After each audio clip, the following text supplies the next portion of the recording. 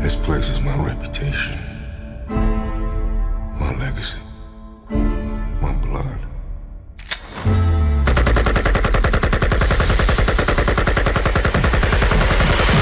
And when the smoke clears, I promise you, I'm gonna be the king.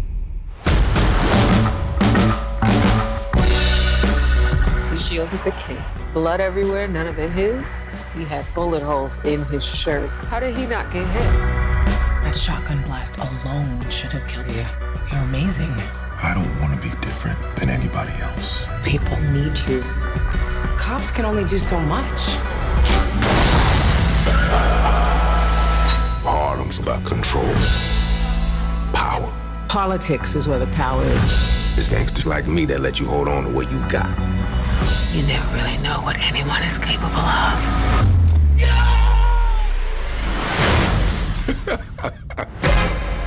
There is nothing that can hurt you. So what the hell are you afraid of? I made you up. You a slave to a page in my rhyme book. Getting big money, playboy, your time's up. With them gangsters. I'm gonna take his rooks, his knights, his queen. Y'all got hit last night. Took damn near every penny I got. You need to take his ass out. You find his weakness, then you squeeze. Don't be a hero. I'm not the hero type. Looks to me like that's what you've always been. You wanna go to war? I'll take you to war. You don't have enough people.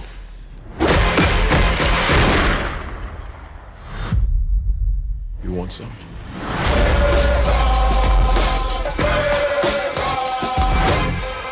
I don't have time for this. Snap, you Luke.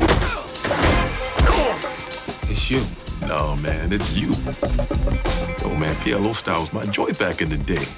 Sweet Christmas. You a double XL? Way ahead of you, homie. I made you look. Simone, you look amazing. Why, thank you. You look beautiful. This whole thing, Just pick this out of the closet. you know, there's something. This show rules. Congratulations. Thank you so much. Can I just say, and I don't think I'm spoiling it because people have written about it already, but how many people were waiting for an action sequence to Wu-Tang's Bring the Ruckus, but didn't know you were waiting for that? they were It's waiting. amazing. Had no idea, right?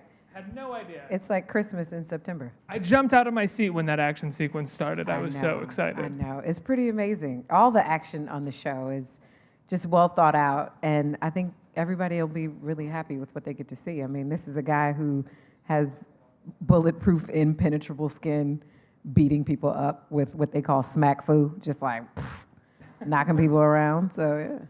How did you get this part? And talk to me about your character. I auditioned.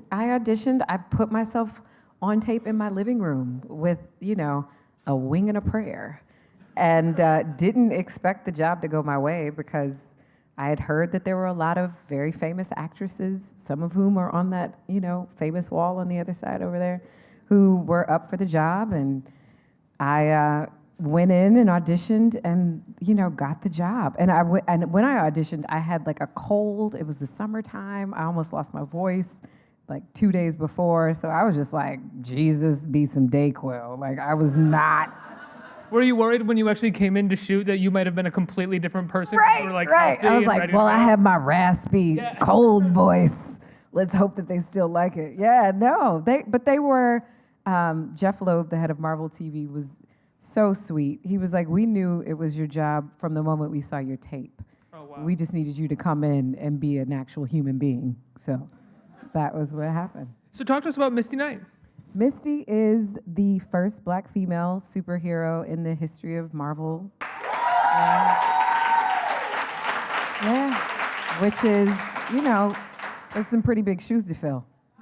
That's amazing. Yeah, she predates Storm, which a lot of people don't know. But she is a detective in Harlem, loves her community, loves where she comes from, and is just trying to protect her people. And in comes Luke Cage, trying to do it his way. But And yeah. you have a pretty close run-in with Luke Cage in the first episode. You could call it close. Yeah, you could. They got to know each other. In the People haven't biblical seen it yet. sense. In the biblical sense, yeah, exactly. It's a pretty, I'm gonna be honest, it's a pretty steamy sex scene. Well, you got to give the people what they want. I think you did. I try. Well, those things are always. It was my first. It was my first, sex scene on camera, and it was great because Mike is such a goofball, and he, just made everything very just normal. We're like making out, and then we're like, yeah. So, did you see the episode of Blackish last week? Like, we are not at all in that zone, which was great. And then doing what you can to not be thinking about. Right. Don't think about being naked. Don't think about being naked. Yeah, exactly. But it was great. It was funny because it was supposed to be a closed set because they were like, oh, it's Simone's first time. Let's be very respectful. So we make out and got clothes on and all this stuff. And then as soon as they were like, all right, now let's take off your clothes, everybody comes back in the room. I'm like, what the fuck happened? Wait a minute. How did that get flipped? But no, they were. Suddenly so I got to know the crew very intimately on like day 3 of shooting. They all had like a new job. I'm the assistant to the assistant of the lighting director. Right. Here. Like, hey, yeah, I'm here. I'm fixing this light bulb over here. Yeah, that's exactly what it was. Now, one of the things that's so cool about this show is that at this point, I think it's the first sort of Black superhero-centered show or movie from Marvel, and I think maybe in general. Yeah. And it's not just a Black superhero in like a standard Marvel world. It is a show that is steeped in Blackness, and it is so cool because of it. It is. It's partly due to Cheo Hodari Coker. Well, mainly due to him and due to his vision for the show. He was a writer for the Vibe magazine for years. He was one of the last people to interview Notorious B.I.G. He has such a strong grip on culture, not just Black culture, but American culture.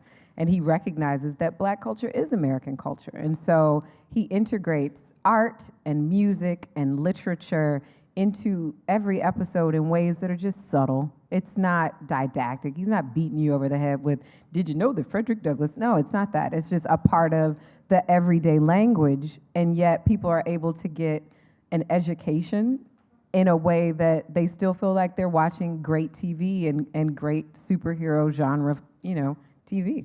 I mean, Charles Bradley is in like episode 2 or 3, the incredible soul musician Charles Bradley, who I feel like never gets enough attention as like the second coming of James Brown in a certain way. And he's in this show. I was so excited to see that. It's so clearly, as you said, a show by people who really care about art and culture and history outside of just the action scenes as well, which are really great. Phenomenal.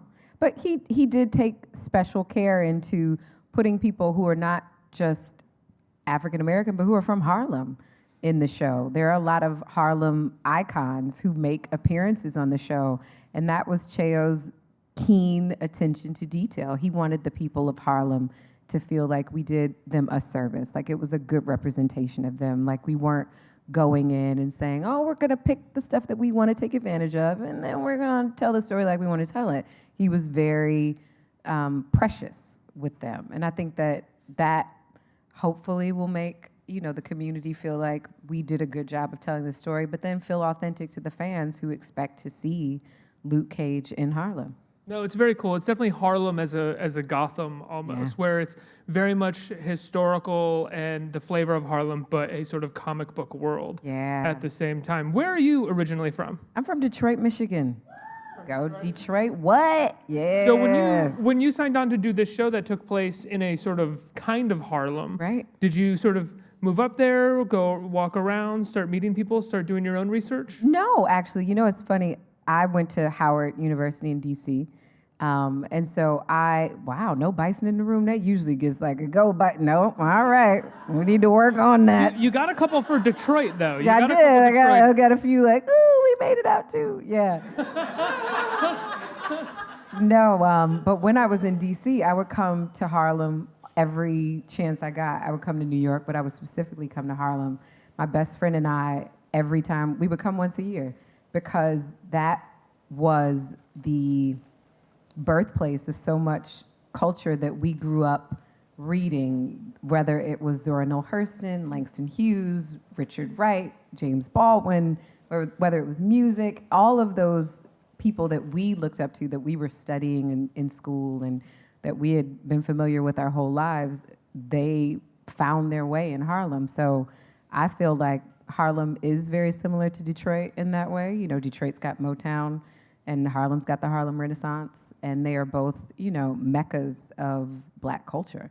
So I didn't need to you know, move up there. It was kind of a part of who I am as a person. What about playing a New York City cop? Well, I went on a ride along. No. It's interesting. We had an on-set detective who was there, Jimmy West, to answer any questions that we had. But I have an aunt who was a detective in D.C. for over 20 years. And, you know, to get into the mind of what that takes, you don't necessarily have to talk to a person. You know, you just have to think, okay, if I were a Black woman in a position of power where I could potentially lose my life every day, but I cared about the community I was serving, what is that like? And the scripts are so strong, and the source material that they took it from is so rich that the work is there, and it's just up to you as the actor to kind of play around with it and to make it yours. Can we talk about your co-detective, the great character actor Frank Whaley, who I was lavishing with praise in the green room a few minutes ago? Man, Frank Whaley. If you guys don't know him, you should know him. He is. If you see his face, you're gonna go. You see his guy. face. You're like, oh yeah, I know that guy. He's in everything, and he is a seasoned vet, an amazing actor, but he is so much fun. Like, we would come to set and we're like, okay, what do you want to do? Like, how do we make this fun? Because, you know, when you're the cop, you're like, and what do you think about the crime? Did he do that? Did he go that way? And so Frank's like, I want to eat in this scene. And he's like shoving tofu in his mouth in the scene. And we would just come up with all these things that the writers and the directors were like, all right, let's see what you guys do. So they were able to take the humor and the rapport that we had and then integrate it into the characters, which was great because their relationship grows so much from episode 1 that you really get a feeling that they have a genuine love for each other. And it's because I truly love Frank. Like, he's awesome. You absolutely get a sense, I think, after episode 1 that the two of you as actors are starting to sort of play together and like working together a little bit more. I mean, not that you didn't like working together before, but in the first episode, in the pilot,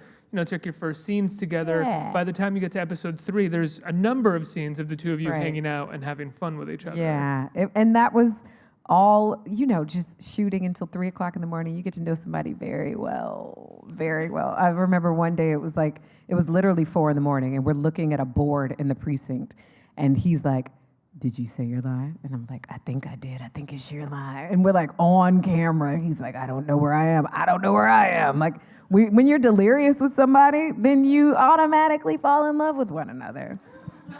I think for the past couple of years, there's been lots of conversations in the press when talking about movies and film that there's becoming a greater representation of Black people in TV and in movies, and that representation is also becoming much richer. Yeah. And I can't imagine a greater example of that than Luke Cage. Did it feel like that when you got these scripts? Did it feel like a sort of once-in-a-lifetime opportunity, or more like 10 years ago it would have been a once-in-a-lifetime opportunity, but now it feels like a needle is kind of moving forward? No, it definitely felt but twofold. I mean, you feel like the needle was moving forward. You feel like there are shows that are on TV that set the groundwork and laid it out for audiences to be ready and to be hungry. But I think that this show takes it to a whole new level. Its usage of music. I mean, we have Adrian Young and Ali Shaheed Muhammad as our musical directors. You don't get that on television. I didn't know Adrian Young was doing that. It was the musical director. That's amazing. What? And I got a chance to listen to the soundtrack yesterday. They're doing a concert in LA on October 6th, but they are putting out an album, and it's dope. Like, it's just really, really good. And you don't get that in television. And just the feeling of opening up the scripts and seeing who they have as musical guests on the show and going to the table reads and seeing the actors that they've put in these roles, you feel like you are a part of excellence. And you know that you are a part of something that's going to be amazing simply because the heart behind it, like everyone loved going to work every day. They were passionate about making a show that the fans were going to be excited about. Nobody phoned it in. Mike worked, if we worked 300 days out of the year, he was there 295, and he was there with a smile on his face, ready to do his job because he knew how important this was. So I think everybody was just very dedicated to making a great show, and I hope that everybody likes it. And the other cast members that you're working with outside of Frank and Mike are amazing. Mahershala is so good. All right. He's Cottonmouth. He's the villain. Right. He's amazing. He's a villain in real life. Mahershala stepped on my shoes last night. Didn't apologize. Said it was my fault. And I'm putting that on the internet. You've got Theo Rossi. You've got Rosario Dawson. You've got Karen Pittman. You've got Cassandra Freeman. You've got all of these amazing actors and actresses. Frankie Faison. I mean, it literally goes on and on and on. And these people who, you know, you've seen in so many things who are doing this show and treating it like it's an Oscar film. Like they show up to work, ready to work. Nobody's like, I got this. I mean, Alfre, 4 o'clock in the morning, again, I'm delirious. It's episode 13, it's the end of the end, and I can barely like hold it together. They finally call us to set, and Alfre is like, all right, I'm gonna say this. And she's like talking to the director, and she's like, I'm gonna do a little bit of that, and then I'm gonna improv. And I'm like, how are you awake right now? She is a consummate professional, and it shows in everything that she does. And so just to have those people around you is a once in a lifetime. I mean, I can't say it enough. It's a gift. Now, I hate to sound greedy, but I mean, you are as you said, the first Black female superhero. You're a character in this show. You're a large role in this show. Are you developing a Misty Knight show? Is there a Misty Knight show in development? That would be up to the people at Marvel and Netflix if that were to come to fruition. I mean, I think a lot of people have, you know, rumored about it and talked about it, and people would be excited to see it. But right now, I'm just really enjoying this right now. We've got the premiere coming up on Friday. It's the first time I'll see it when you guys see it. I haven't seen any of it. You haven't seen any of it? I haven't seen any of it. Oh, you're in for a treat. It's really good. I'm excited. But yeah, I'm focusing on that. And then, you know, we go back to work on, you know, that good old thing that we call The Defenders. So we'll see that come together. Yeah. I'm curious, you know, when you were cast as Misty Knight, you know, you said that you went in, you were sick for the audition. Yes. You didn't think you were going to get it because there were other people who got it. You get cast as something that is almost a historic role, whether you sort of mean for it to be or know that it is. Yeah. You know, was there a part of you that wanted to be like, what? Why me, guys? Like, this is amazing. What's going on here? You know what? I pray a lot, and I truly believe that. Thank you. I truly, truly believe that I was given this role at this time by God because it was appointed for me. And I mean, I've had thousands of auditions that I've gone in feeling good, smelling good, hair right, and gotten no's. And I, in the moment before I walked in that door, just prayed, God, just give me 10 minutes. And that was all I prayed for. Just give me 10 minutes to go in there and do my job. So I never questioned why me. I felt just this extreme feeling of thankfulness and responsibility to then take that gift and to go off and do what I've been placed here to do, which is bring this character to life. And there is, you know, pressure because she is a beloved character, and fans are fans for a reason. They want her treated the way that they know that she should be treated, as she should be treated.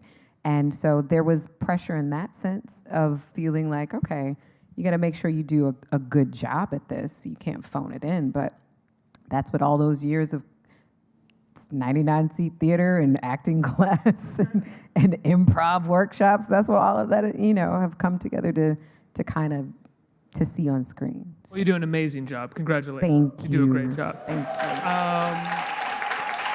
I imagine we have a few fans out here. Does anyone want to ask some questions? Maybe one. Hi, Simone. Hi. I just want to say that Black Girl Nerds everywhere are so excited for I you. love you, Blurred. I love you so much. I just wanted to know, prior to booking the role, were you familiar with the character of Misty Knight? And what was it about this particular character that made you feel like you needed to play her?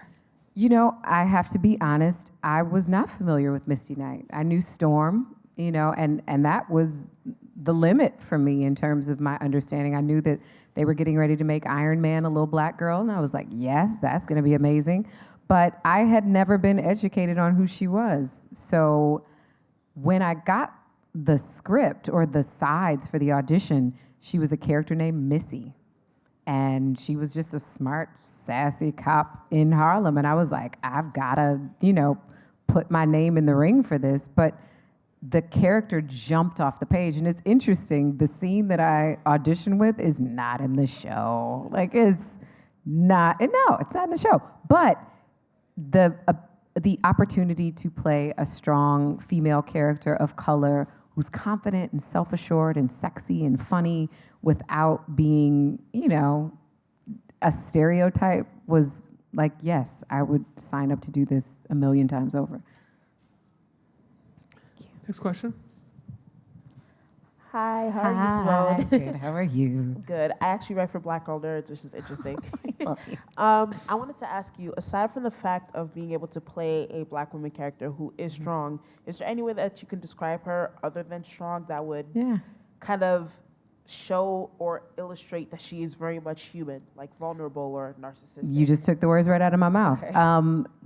It's what's so great with the writing on the show is that you get to see the evolution of Misty. She starts out very self-assured, very confident in what she does. And as the show goes on, a lot of events happen that call her to question what she considers to be what she knows for a certainty. And so you do see that vulnerability, you see that weakness, you see why she chose to be a detective in New York City in the first place, which, in a day and time where as a Black person, it's difficult to look at being a cop as being an ideal profession. She chose to be a cop because of something that happened to her when she was younger that made her say, okay, this is the problem, and this is how I'm going to change it. So in addition to being, strong, she's loyal. She has an intense passion and love, but she is also very vulnerable and very fragile with where you see her towards the end of the show, which is an amazing journey as an actor to be able to go on, But I think, the thing that I love the most about Misty is her humor and her wit.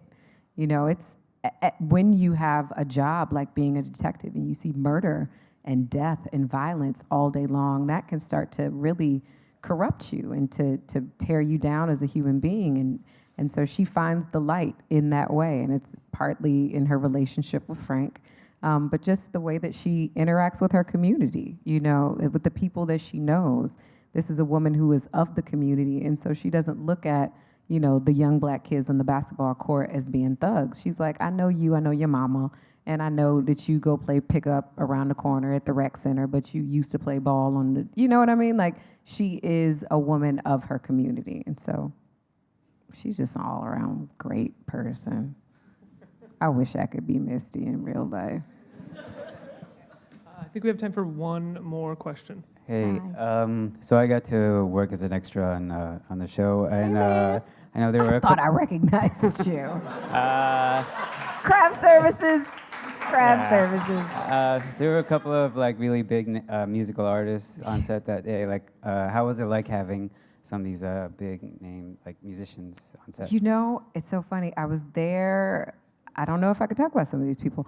So I was there on one of the days where somebody who's album was one of the first albums I bought when I was a kid.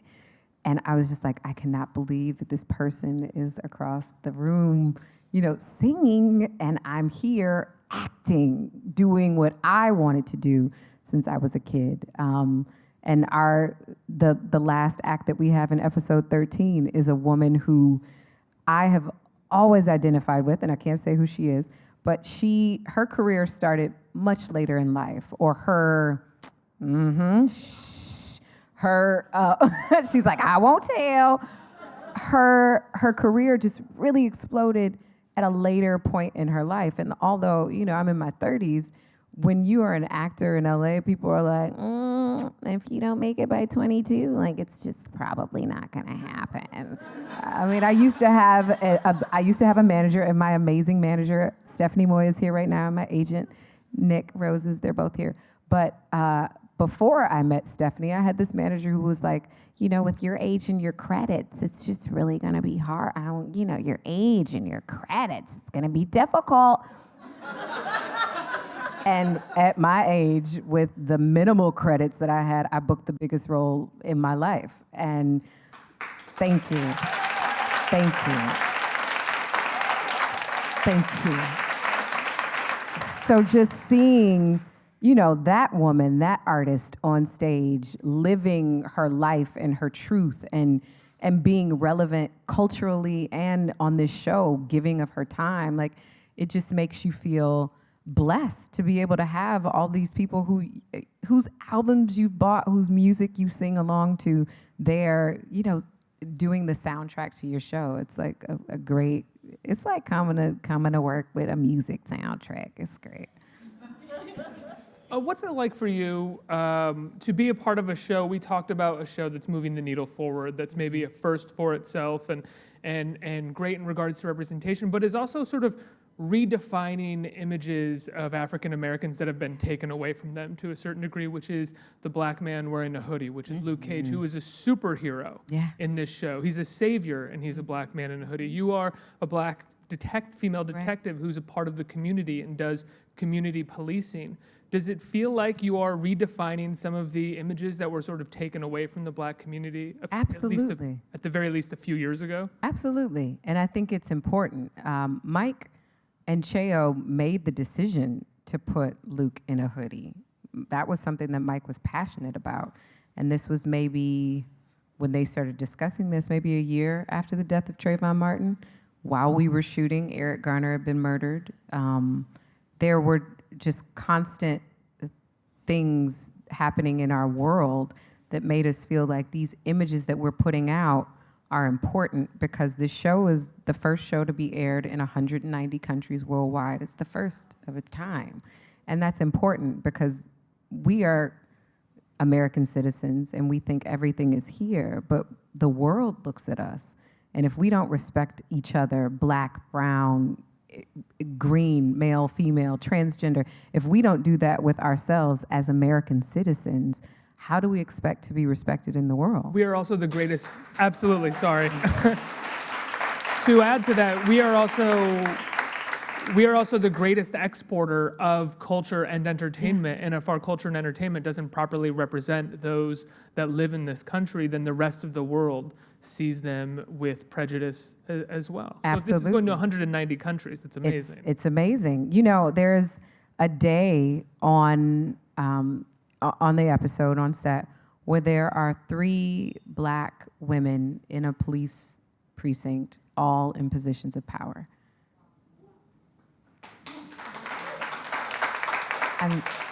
Excuse me, I'm getting emotional. 3 women of color.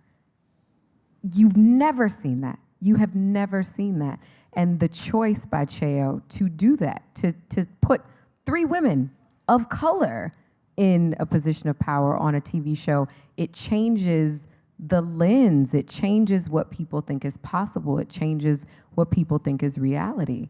And for that to be a global image that gets put out, it's so important, it's so strong.